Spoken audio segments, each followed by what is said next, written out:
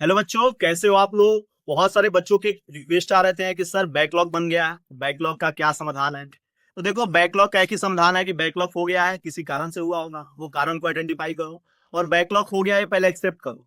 और उसको कवर करने का एक ही तरीका है कि अपने रनिंग क्लासेस को बिना डिस्टर्ब किए क्या करोगे, जो अपना बैकलॉग है उसको टाइम निकाल के उसको कंप्लीट करो। और उसके लिए ही मैं क्या कर रहा हूँ, यहाँ पे शॉर्ट रिवीजन सीरीज लेके आ रहा हूँ। मैं टॉपिक कोई भी नहीं छोड़ूंगा, सारे इंपोर्टेंट कंसेप्ट सीखेंगे और कम समय में सीखेंगे, ठीक है ना। तो आज हम देखेंगे इलेक्ट्रोस्टैटिक्स देखेंगे। इलेक्ट्रोस्टैटिक में भी इसमें कौन सा चैप्टर देखेंगे, इलेक्ट्रिक चार्जेस एंड फील्ड वाला चैप्टर नंबर फर्स्ट देखेंगे।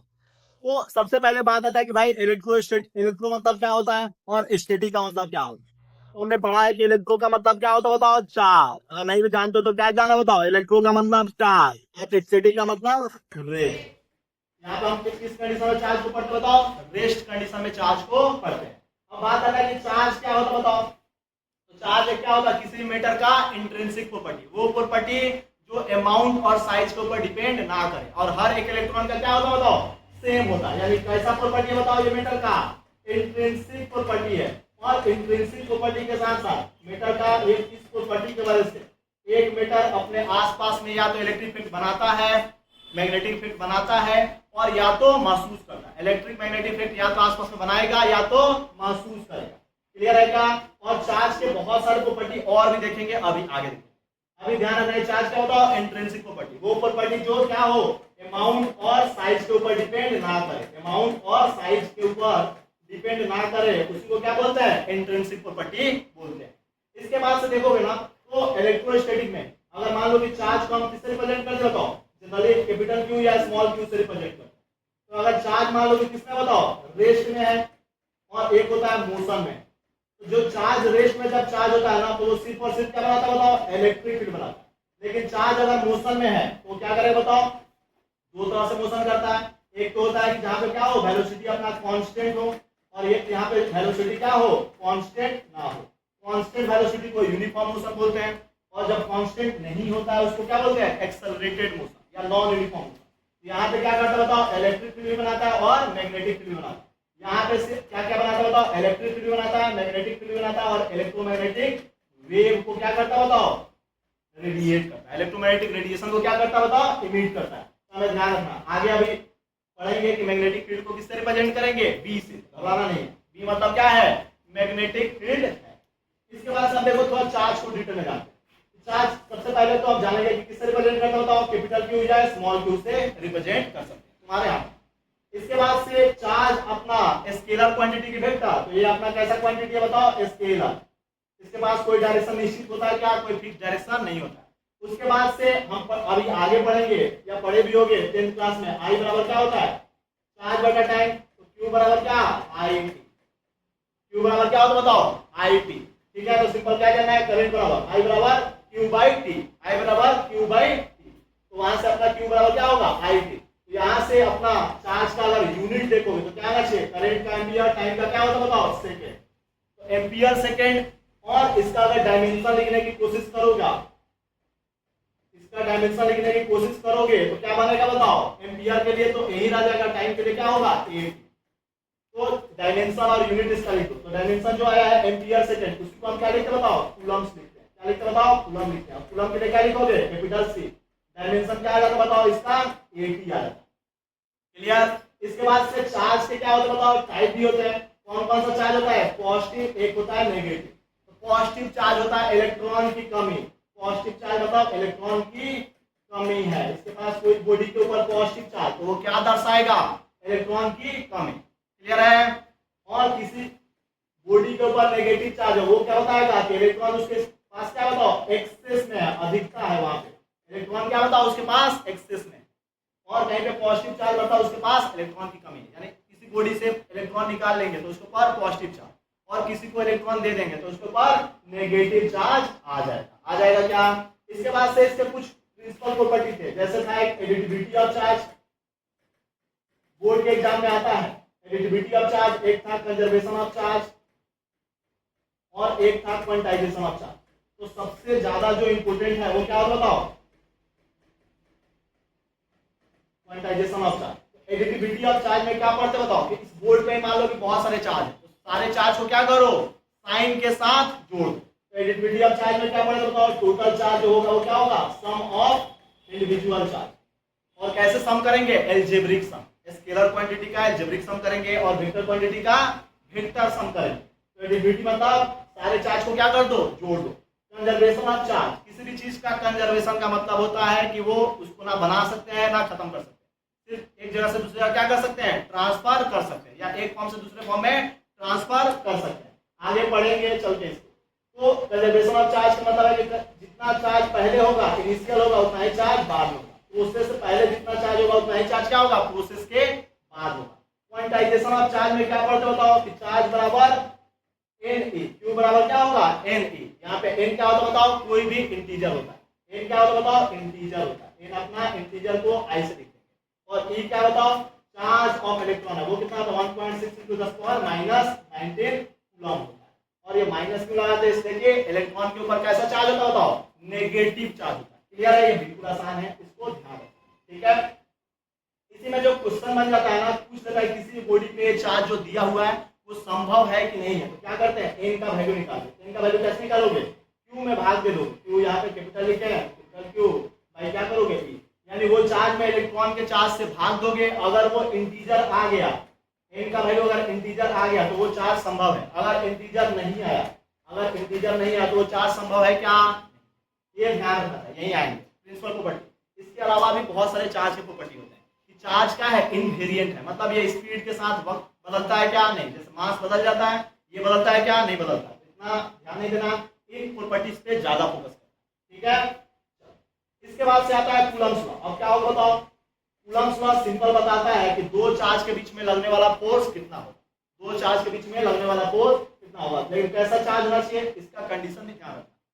कूलम्ब्स लॉ तो पढ़ लेते हैं, लेकिन कंडीशन इसका नहीं ध्यान रखते हैं, कब लगाते हैं कब नहीं लगाते। कूलम्ब्स लॉ लगाने के 3 कंडीशन है। पहले तो चार्ज रेस्ट पे होना चाहिए, उसके बाद से पॉइंट चार्ज होना चाहिए। चार्ज कैसा होना चाहिए, पॉइंट चार्ज होना चाहिए। और पॉइंट चार्ज का मतलब चार्ज वाकई में छोटा हो या ना हो, उनके बीच में जो साइज के तुलना में क्या होना चाहिए, बहुत ज्यादा दूरी होना चाहिए, ठीक है। तो मान लो कि एक चार्ज Q1 है, एक चार्ज कितना बताओ, Q2, और दोनों चार्ज कैसे बताओ, पॉइंट चार्ज है, और दोनों कैसे बताओ, रेस्ट में है। इनके बीच का जो डिस्टेंस होना चाहिए वो 10⁻−15 मीटर से क्या होना चाहिए, ज्यादा, नहीं तो कहाँ चले जाओगे, न्यूक्लियस के अंदर, और वहां पे कौन फोर्स डोमिनेट करता है, न्यूक्लियर फोर्स, वो आगे देखेंगे। मान लो कि इनके बीच का जो दूरी है वो कितना बताओ, r है। इनके बीच का दूरी कितना है, r। तो इनके बीच में लगने वाला जो फोर्स होगा वो कितना होगा बताओ। कूलम्ब्स ने बोला था कि जो इनके बीच में लगने वाला फोर्स होगा वो डायरेक्टली प्रोपोर्शनल टू क्या होगा, product of magnitude of charges, और इनवर्सली प्रोपोर्शनल टू क्या होता है बताओ, दोनों चार्ज के बीच का दूरी का स्क्वायर। इसी को बोलते हैं इनवर्स स्क्वायर लॉ। आगे अभी पढ़ेंगे सेंट्रल फोर्स। तो ये सेंट्रल फोर्स भी होता है, और कैसा होता है बताओ, कंजर्वेटिव। तो सेंट्रल भी होता है, कंजर्वेटिव भी होता है। कौन सा, कूलम्ब फोर्स या इलेक्ट्रोस्टैटिक फोर्स। इन दोनों स्टेटमेंट को कंबाइन करते हैं तो क्या होता है बताओ, Q1 Q2 by R square. घबराना नहीं है, डब्बा का सिंपल मतलब है कि क्या करना है, सिर्फ वैल्यू लेना, साइन लेना है क्या, नहीं। अब प्रोपोर्शनल साइन हटाओगे तो क्या रहता बताओ, F इज इक्वल टू कितना आता बताओ, K Q1 Q2 by R square आ जाता है। अब बात आता है कि यहाँ पे K का कुछ मतलब भी तो होगा, तो इसको प्रोपोर्शनैलिटी कांस्टेंट, इलेक्ट्रोस्टैटिक कांस्टेंट या कूलम्ब कांस्टेंट कुछ भी बोल सकते हैं। तो इसका वैल्यू कितना होगा बताओ, 1/4 पाई एप्सिलॉन, और एप्सिलॉन कौन सा, मीडियम का लेंगे। अगर फ्री स्पेस है तो फ्री स्पेस या वैक्यूम के लिए एप्सिलॉन 0 लिखते हैं, और उसका वैल्यू कितना होगा बताओ, 8.85, कितना होगा बताओ, 8.85 × 10⁻12 होता है। यूनिट इसका लिखने की कोशिश करोगे तो क्या हो जाएगा बताओ, कूलम्ब स्क्वायर पर newton metre square. Simple unit क्या बनेगा बताओ, न्यूटन मीटर स्क्वायर इधर से जाएगा, और नीचे क्या होगा, कूलम्ब स्क्वायर, तो वो K का आएगा, एप्सिलॉन 0 का ये मिलेगा। और K का यूनिट क्या है बताओ, newton metre square upon coulomb square. और इसका जो वैल्यू होता है, अगर फ्री स्पेस के लिए लिखोगे, फ्री स्पेस वैक्यूम के लिए या एयर के लिए लिखोगे तो वो वैल्यू होता है 1/4 पाई एप्सिलॉन 0, और इसका वैल्यू होता है 9 × 10⁻9 न्यूटन मीटर स्क्वायर पर coulomb square, newton metre square पर कूलम्ब स्क्वायर। ये बिल्कुल आसानी से हम क्या करेंगे, इसको सॉल्व कर लेंगे। लेकिन ध्यान रखना इसका कंडीशन, क्या क्या कंडीशन है बताओ, चार्ज कैसा होना चाहिए बताओ, रेस्ट होना चाहिए, पॉइंट चार्ज होना चाहिए, और जो दूरी का वैल्यू होना चाहिए, r का वैल्यू वो क्या होना चाहिए, 10⁻−15 मीटर से क्या होना चाहिए, ज्यादा, तभी लगा पाएंगे, नहीं तो लगा पाएंगे क्या, नहीं लगा पाएंगे। तो ये अपना कूलम्ब लॉ से रिलेटेड पॉइंट्स है। उसको अप्लाई करके हम 2 पॉइंट चार्ज के बीच में लगने वाला फोर्स को कैलकुलेट कर लेते हैं। उसके बाद से इसमें 2 मेन पॉइंट भी आता है। क्या मेन पॉइंट आता है? मेन पॉइंट ये आता है कि 2 पॉइंट चार्ज मान लो कि दिया हुआ है, तो पॉजिटिव पॉजिटिव यानी पॉजिटिव या नेगेटिव नेगेटिव, ये दोनों पॉजिटिव है तो उसको लाइक चार्ज या सिमिलर चार्ज, नेगेटिव को भी लाइक चार्ज या सिमिलर चार्ज। तो ये दोनों आपस में क्या करते हैं? एक दूसरे को रिपेल करते हैं, मतलब धक्का मारते हैं। ये दोनों भी क्या करेंगे? एक दूसरे को रिपेल करेंगे। ये दोनों खींचेंगे क्या एक दूसरे को? नहीं, एक दूसरे को क्या करेंगे बताओ? रिपेल करेंगे। लाइक चार्ज क्या करता है बताओ? रिपेल करता है। और अनलाइक चार्ज, एक पॉजिटिव और एक नेगेटिव क्या करेगा? एक दूसरे को अट्रैक्ट करेगा। ये इसको खींचेगा और इसको ये खींचेगा, दोनों एक दूसरे को क्या करेंगे? खींचेंगे। तो ये दोनों अट्रैक्ट करेंगे और लाइक चार्ज होते तो क्या करते बताओ? रिपेल करते। ये दोनों क्या करेंगे बताओ? रिपेल करते। तो ये सब कहानी है किसका? कूलम्ब्स लॉ का। अब कूलम्ब्स लॉ पे आधारित क्या होगा? बहुत सारे क्वेश्चन बन जाएंगे। तो यहाँ पे अपना एक यूज होगा कौन सा? रिजल्टेंट वाला फॉर्मूला। मान लो कि 2 वेक्टर है, ए वेक्टर है और एक क्या बताओ? बी वेक्टर है। इनके बीच का बनने वाला एंगल अगर थीटा है तो इसका रिजल्टेंट का वैल्यू क्या लिखे थे बताओ? रिजल्टेंट इज इक्वल टू क्या था? Under root of A square plus B A square plus 2ab cos theta के बराबर था कि नहीं था? इसके बाद से इसमें स्पेशल केस था कि मान लो कि रिजल्टेंट r बराबर हो गया कितना? a। रिजल्टेंट का वैल्यू लिखना है जब मान लो कि वेक्टर a का जो मैग्नीट्यूड है बराबर हो गया किसके? वेक्टर b के मैग्नीट्यूड के। और मान लिया हमने किसके बराबर? a के बराबर। तो इस केस में मान लो कि अगर थीटा का वैल्यू अलग अलग केस में हमको याद होना चाहिए। थीटा का वैल्यू 0 डिग्री पे कितना होगा? थीटा का वैल्यू 60 डिग्री पे कितना होगा? थीटा का वैल्यू 90 डिग्री पे कितना होगा? थीटा का वैल्यू 120 डिग्री पे कितना होगा? और थीटा का वैल्यू 180 डिग्री पे कितना होगा? कितना कितना होगा बताओ? रिजल्टेंट का वैल्यू बताना है।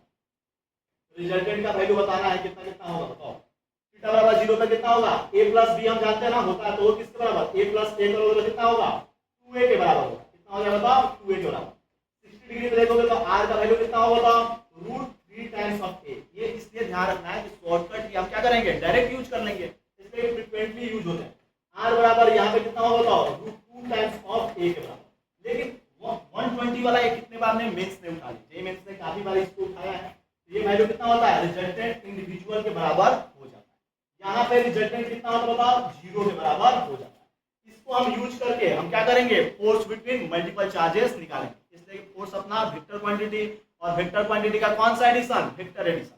जैसे मान लो कि वेक्टर में आ गया, वेक्टर एडिशन का मतलब सिंपल है। जैसे 3 + 4 क्या होता है बताओ? कोई बताएगा क्या बताएगा? 3 + 4 कितना होता है बताओ? 7 होता है। होता है कि नहीं? ये कौन सा एडिशन है बताओ? सिंपल एडिशन, अपना नॉर्मल मैथमेटिक एडिशन किया हमने या अलजेब्रिक एडिशन किया।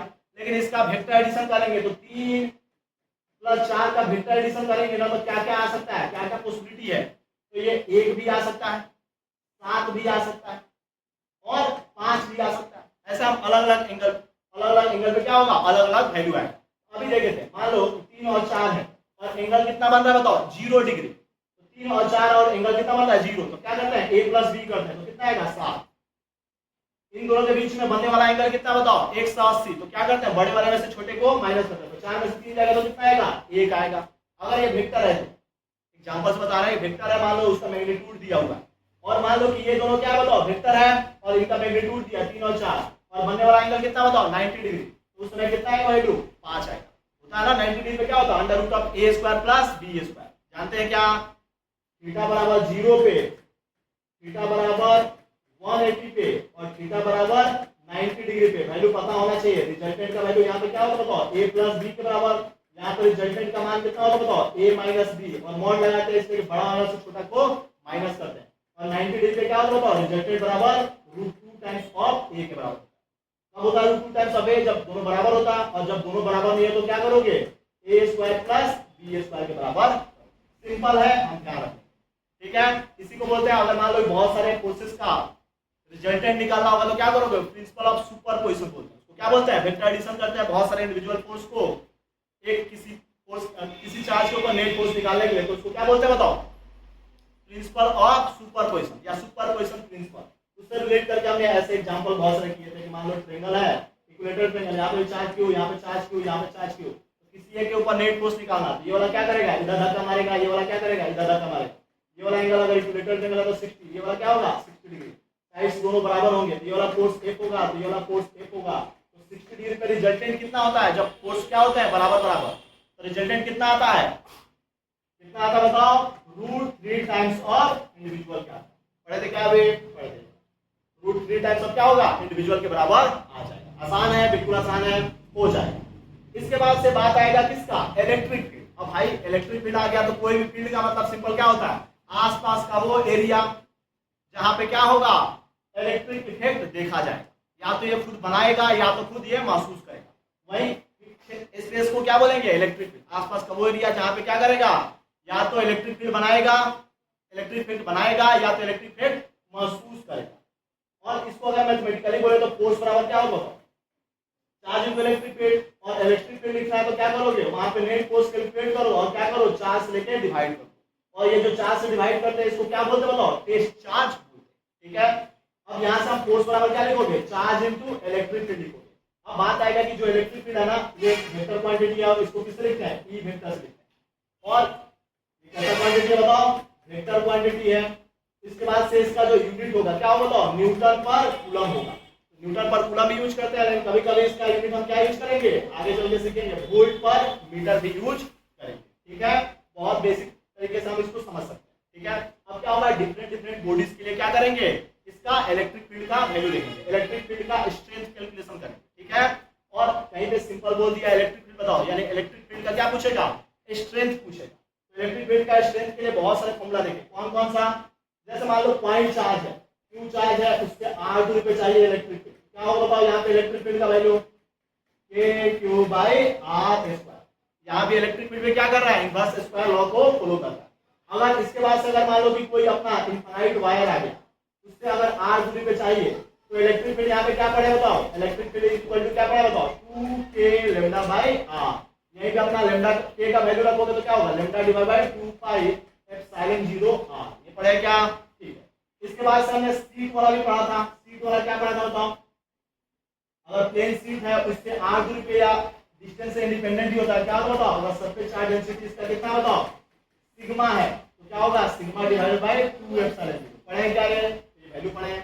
इसके अलावा हमने रिंग का भी पढ़ा था कि रिंग के एक्सिस पे अगर x डिस्टेंस पे जाओगे q चार्ज है रेडियस r है तो इलेक्ट्रिक फील्ड का वैल्यू क्या होता बताओ यहाँ पे electric field equal to kqx divided by under root of r square plus power direct लगा दो kqx r square plus x square के पावर कितने हो जाएंगे 3/2। इसमें एक कंडीशन पूछता है कि इलेक्ट्रिक फील्ड का वैल्यू मैक्सिमम कितना होता है कहां पे होता है तो इलेक्ट्रिक फील्ड का जो मैक्सिमम वैल्यू होता है वो कहां पे होता है r x बराबर प्लस माइनस r/√2 पे और कितना होता बताओ 2/3√3 kq बाई r स्क्वायर के बराबर होता है। इसमें अपना ग्राफ भी बन जाता है तो ग्राफ कैसा बनता है इसका अगर ग्राफ देखोगे तो ग्राफ कैसा बनेगा बताओ तो इलेक्ट्रिक फील्ड का वैल्यू पहले बढ़ता है उसके बाद घट जाता है या तो इधर बना दो या तो नेगेटिव एक्सिस बना दो। इलेक्ट्रिक फील्ड का जो मैक्सिमम वैल्यू होता है वो कहां पे होता है बताओ r/√2 पे होता है या यहां पे भी देखोगे x बराबर कहां पे माइनस का r/√2 पे और यहां पे क्या देखा जाता है इलेक्ट्रिक फील्ड मैक्सिमम देखा जाता है। ये किसके बीच में ग्राफ है बताओ इलेक्ट्रिक फील्ड और सेंटर से जो डिस्टेंस है एक्सिस तो ये ग्राफ होता है काफी आसान है।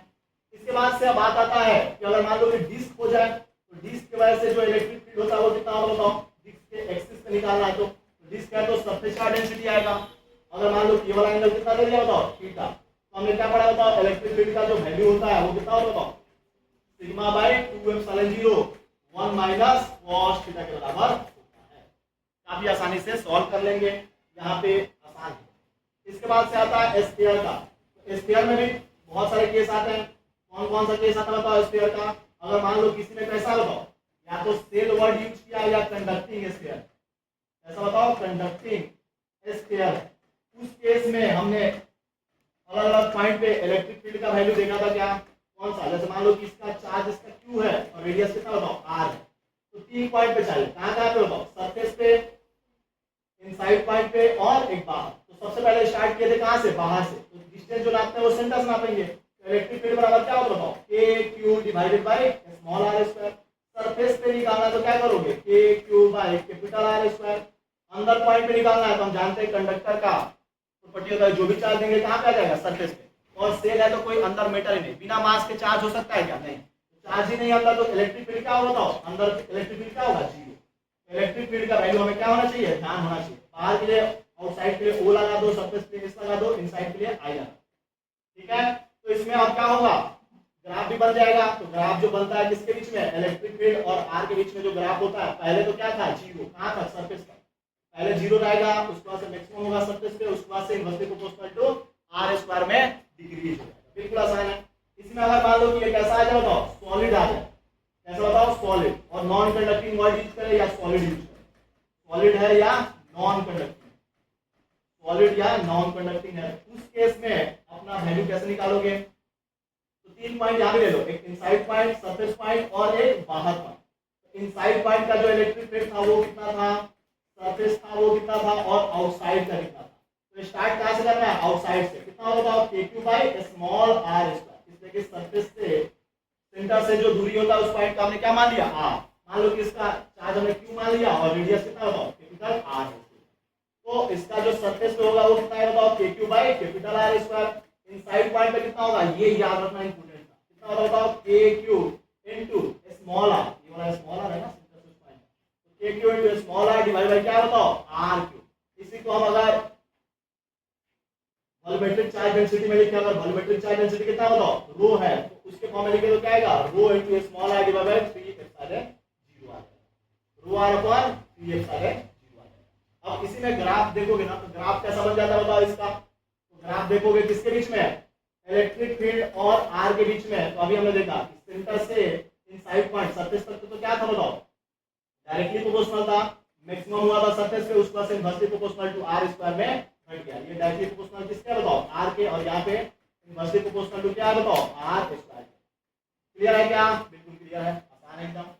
इसके बाद से इसी में अब देखोगे तो बहुत सारे कंडीशन और भी आ जाते हैं। कौन कौन से कंडीशन आ जाएंगे जैसे बताओ, इलेक्ट्रिक फील्ड का पूछ लेगा, नल पॉइंट वाला कैलकुलेशन आ जाएगा, दो पॉइंट चार्ज है, मान लो कि यहाँ पे Q है और यहाँ पे NQ है, पूछ लेगा कि बताओ वो पॉइंट बताओ जहाँ पे नेट इलेक्ट्रिक फील्ड क्या बताओ, जीरो। तो मान लो छोटे वाले चार्ज हमने क्या ले लिया, पॉइंट ले लिया, ठीक है। अब पूछ लेगा कि अंदर नेट इलेक्ट्रिक फील्ड जीरो होगा कि बाहर होगा, तो वो तो हम एनालिसिस से पता कर लेते हैं, लेकिन x का वैल्यू हमने बताया था शॉर्टकट में, x बराबर क्या होता बताओ, दोनों के बीच का दूरी अगर हमने मान लिया कितना है, r डिवाइडेड बाय क्या होगा, under root of n plus minus 1। अब यहाँ पे प्लस वाला कब यूज करेंगे और माइनस वाला कब यूज करेंगे, तो प्लस वाला कब यूज करते हैं, जब क्या होता है, दोनों लाइक चार्ज होते हैं, दोनों क्या होता है बताओ, लाइक चार्ज होते हैं, यानी ये प्लस है तो ये भी प्लस, ये माइनस है तो ये भी माइनस। और नेगेटिव तब यूज करेंगे जब क्या होगा, अनलाइक चार्ज होगा। तो इसी में अपना ये क्या होता है, नल पॉइंट कैलकुलेशन करते थे, नल पॉइंट कैलकुलेशन बिल्कुल आसानी से कर लेंगे, नल पॉइंट कैलकुलेशन, ठीक है। इसके बाद से आता है डाइपोल। डाइपोल का कहानी क्या था बताओ, दो पॉइंट चार्ज था, यहाँ पे एक माइनस क्यू और एक ये प्लस क्यू चार्ज था, दोनों के बीच का दूरी अगर हमने क्या मान लिया बताओ, 12 ले लिया, जो कि बहुत ही स्मॉल डिस्टेंस है। तो यहाँ पे जो भी कैलकुलेशन करेंगे ना वो कहां से करेंगे बताओ, सेंटर से करेंगे। कहां से करेंगे बताओ, सेंटर से। इसमें मान लो कि हमने ले लिया एक टर्म आता है कौन सा, डाइपोल मोमेंट का, इलेक्ट्रिक डाइपोल मोमेंट। तो वो क्या होता है, कोई भी एक चार्ज ले लो और दोनों के चार्ज के बीच का दूरी से क्या कर दो, मल्टीप्लाई करो, ठीक है, बिल्कुल आसान है। इसमें 3 पॉइंट आता है, और ये डाइपोल जो होता था वेक्टर क्वांटिटी था, इसका डायरेक्शन माइनस क्यू से प्लस क्यू होता है, ये सब हम जानते हैं। यूनिट इसका कूलम होता है, सीएम होता है, मतलब कूलम होता है, ठीक है। यहाँ पे अपना आ जाता है, बताओ इसके एक्सिस पे जाओगे तो उस पॉइंट पे इलेक्ट्रिक पूछ लेगा, और इससे परपेंडिकुलर बाइसेक्टर जिसको इक्वेटोरियल पॉइंट बोलते हैं उसको पूछ लेगा, और एक कोई जनरल पॉइंट मान लो थीटा एंगल पे है उसको पूछ लेगा। तो तीनों पॉइंट पे इलेक्ट्रिक पूछता है। एक्सियल के लिए ये बोल दो तो वो कितना होगा बताओ, 2kp बाई क्या होगा बताओ, r3। इक्वेटोरियल का देखोगे तो डाइपोल अपना इधर है, लेकिन इलेक्ट्रिक फील्ड नेट किधर आता है, इधर की तरफ, और कितना होगा इक्वेटोरियल पे, वो आता है kp बाई r3 के बराबर। जनरल पॉइंट पे देखोगे तो इलेक्ट्रिक फील्ड कितना आता है जनरल पॉइंट पे, तो kp by r3 under root of 3 cos square theta plus 1। और यहाँ पे देखोगे तो जो अपना ये नेट इलेक्ट्रिक फील्ड है ना, वो कितना एंगल पे बताओ, अल्फा एंगल पे होता है। ये जो नेट इलेक्ट्रिक फील्ड Eg है वो कुछ एंगल अल्फा पे होता है। तो tan अल्फा का वैल्यू कैसे निकालते हैं, तो ये होता है tan थीटा बाई 2। जो ये एंगल बना है ना, उसका tan लो, उसका क्या कर दो, आधा कर दो, tan थीटा बाई क्या कर दोगे, आधा कर दो, बिल्कुल आसान है। इसके बाद से आता है फ्लक्स। फ्लक्स को सबसे पहले तो फाई से लिखते हैं, और ये सिंपल क्या होता है, डॉट प्रोडक्ट ऑफ एरिया और इलेक्ट्रिक फील्ड का डॉट प्रोडक्ट। सिंपल क्या लिखोगे, फ्लक्स बराबर electric field into area. Dot product किसका होता है, इलेक्ट्रिक फील्ड और एरिया का होता है। ये भी स्केलर क्वांटिटी है। यूनिट जो होगा वो क्या होगा बताओ, इलेक्ट्रिक फील्ड का क्या कहते हैं, न्यूटन पर कूलम, इनटू क्या करोगे, मीटर स्क्वायर। इसी का एक और यूनिट होता है कौन सा, वोल्ट मीटर। इसलिए कि वोल्ट पर मीटर था, मीटर इसका से करोगे तो वोल्ट मीटर आ जाएगा। और ये कैसा क्वांटिटी बताओ, स्केलर क्वांटिटी, स्केलर क्वांटिटी है। लेकिन यहाँ पे ध्यान रखते थे इनकमिंग प्लस को 5 इन को हमने नेगेटिव लिया था और 5 आउट को क्या लेते बताओ, पॉजिटिव लेते हैं। बस इतना कहानी इसके लिए क्या है, क्लियर हो जाएगा। ठीक है, सिंपल ये बताता है कि एरिया को काटते हुए, परपेंडिकुलर काटते हुए कितने फील्ड लाइंस पास कर रही हैं, उसके बारे में जानकारी कौन देता है, इलेक्ट्रिक फ्लक्स देता है। इलेक्ट्रिक फ्लक्स का कैलकुलेशन के लिए अपना आता है गॉस लॉ। ये सिंपल बोलता है कि फ्लक्स कैलकुलेशन करने के लिए सिंपल हमको क्या आना चाहिए, अंदर कितना चार्ज है उसको किससे डिवाइड कर दो, एप्सिलॉन 0 से। सिंपल बोलता है 1/एप्सिलॉन 0 टाइम्स होता है किसके, इनसाइड के चार्ज के। तो flux equal to close integral of, word use करेंगे फ्लक्स को हमेशा क्लोज रूप में ही अप्लाई करेंगे। क्या होगा, E dot ds close integral of E dot ds is equal to अंदर कितना चार्ज है, Q इनसाइड बाय एप्सिलॉन। ये अपना क्या बताओ, गॉस। ये बोर्ड के एग्जाम में भी आएगा तो डायरेक्ट ये भी लिख दोगे ना तो मार्क्स मिल जाएगा। सीबीएसई चाहे कोई भी अच्छा बोर्ड जो होता है वो कभी मार्क्स अपना साइंस स्ट्रीम में लैंग्वेज पे काटता है क्या, कभी भी नहीं। ठीक है, तो यहाँ पे एक चीज आता है कि जो फ्लक्स होता है ना, वो मान लो कि जैसे चार्ज है, अंदर की तरफ चार्ज कितना होगा, Q इन है। तो इसको सबसे पहले क्या करोगे, एक घेरा बनाओगे। घेरा मतलब बंद करोगे चारों तरफ से गॉसियन सरफेस से। जो सरफेस से बंद करेंगे उसको क्या बोलेंगे बताओ, गॉसियन सरफेस बोलेंगे। तो जो फ्लक्स होता है वो कितना अंदर चार्ज है उसमें किसका भाग दोगे, एप्सिलॉन 0 का। क्या आ जाएगा बताओ, नेट फ्लक्स आ जाएगा। लेकिन यहाँ पे नेट फ्लक्स में तो सिंपल किसका रोल है बताओ, अंदर कितना चार्ज है। लेकिन यहाँ पे जो इलेक्ट्रिक फील्ड है ना, ये अंदर और बाहर के चार्ज दोनों के ऊपर डिपेंड करता है। ये एक बार आया है जेईई में, इसमें क्वेश्चन पूछ दिया, Q इन और Q आउट दोनों के ऊपर क्या होता है, डिपेंड करता है, जो नेट इलेक्ट्रिक फील्ड होता है। इसके बाद से जो गॉस, अपना जो गॉस लॉ होता है ना, उसमें फ्लक्स कैलकुलेशन में चार्ज अपना अंदर कहाँ पे रखा हुआ है, यहाँ भी रखोगे तो उतना ही आएगा, यहाँ पे रखोगे तो उतना ही आएगा, यहाँ पे रखोगे तो उतना ही, यहाँ पे रखोगे तो उतना ही। डिपेंड करेगा क्या कहाँ पे रखा है। नहीं, गॉसियन सरफेस अपना ऐसा ही बना दोगे ना तब भी ऐसा ही आएगा। ना गॉसियन सरफेस के साइज पे डिपेंड करता है, ना शेप पे डिपेंड करता है, ना चार्ज के अंदर लोकेशन पे डिपेंड करता है। सिर्फ डिपेंड करता है किसके ऊपर, अंदर कितना चार्ज रखा। बस क्लियर है, ठीक है। अब इसके एप्लीकेशन से 2 डेरिवेशन आते हैं, बोर्ड के एग्जाम के लिए फेमस है। अगर टोटल बोले तो 3 आते हैं। एक आता है कौन सा, लीनियर चार्ज वाला। लीनियर चार्ज मान लो कि रखा हुआ है, इसके ऊपर चार्ज, लीनियर चार्ज डेंसिटी कितना बताओ, लैम्डा। तो इससे r दूरी पे क्या होगा, इलेक्ट्रिक फील्ड का वैल्यू। तो देखे भी 2k लैम्डा बाय क्या होता बताओ, r।